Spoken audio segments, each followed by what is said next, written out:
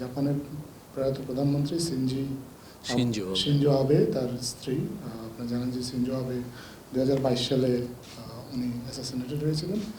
তার স্ত্রী উনি একটা প্রতিনিধি দলকে নেতৃত্ব দিচ্ছেন এই মুহূর্তে বাংলাদেশে, এবং এনকারেজমেন্ট অফ সোশ্যাল কন্ট্রিবিউশন নামে একটা ফাউন্ডেশন, এই ফাউন্ডেশনের কাজে উনি বাংলাদেশে এসেছেন। উনি আজকে মাননীয় প্রধান উপদেষ্টার সাথে দেখা করেছেন এবং ওনার স্বামীর সাথে মাননীয় প্রধান উপদেষ্টার খুবই আন্তরিক সম্পর্ক ছিল এবং তাদের সম্পর্কে স্মৃতিচারণ করেছেন।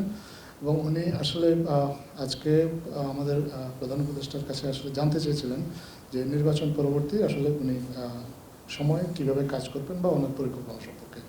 আমাদের প্রধান উপদেষ্টা ওনাকে জানিয়েছেন যে উনি মূলত 3টা বিষয়ে ফোকাস করে নির্বাচন পরবর্তী সময় ওনার কাজ করবেন। ডিজিটাল হেলথ কেয়ার ডেভেলপমেন্টের বিষয়ে কাজ করবেন, হেলথ কেয়ার যাতে করে আমাদের দেশের নারী বা আমাদের যে ভালনারেবল গোষ্ঠী যারা আছে তাদের হেলথ কেয়ার সিস্টেমের মধ্যে তাদের অ্যাক্সেসটা বাড়ে। পাশাপাশি আমাদের প্রবাসী বাংলাদেশি যারা আছেন তারাও একটা ডিজিটাল সিস্টেমের মাধ্যমে তাদের পরিবারের হেলথের ব্যাপারে খোঁজখবর রাখতে পারেন, হেলথের ব্যাপারে যাবতীয় প্রয়োজনীয় অ্যাডভাইস দিতে পারেন। এটা নিয়ে কাজ করবেন উনি।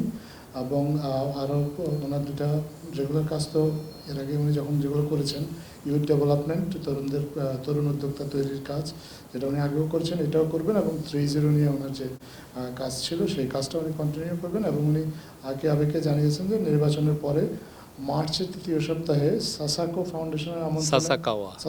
ফাউন্ডেশনের আমন্ত্রণে উনি জাপান সফর করবেন। এবং এই ফাউন্ডেশনটা এরা বিভিন্ন বিষয়ে আপনার গবেষণা করে, পার্টিকুলারলি ওশিয়ান রিসার্চ নিয়ে তাদের যে কাজ, এবং সেটা নিয়ে উনি একটা কনফারেন্স ওখানে যোগ দেবেন এবং এই বিষয়ে যাতে কোলাবোরেশনটা বাংলাদেশের সাথে কীভাবে বাড়ানো যায় সেই বিষয়ে তাদের সাথে কথা বলবেন।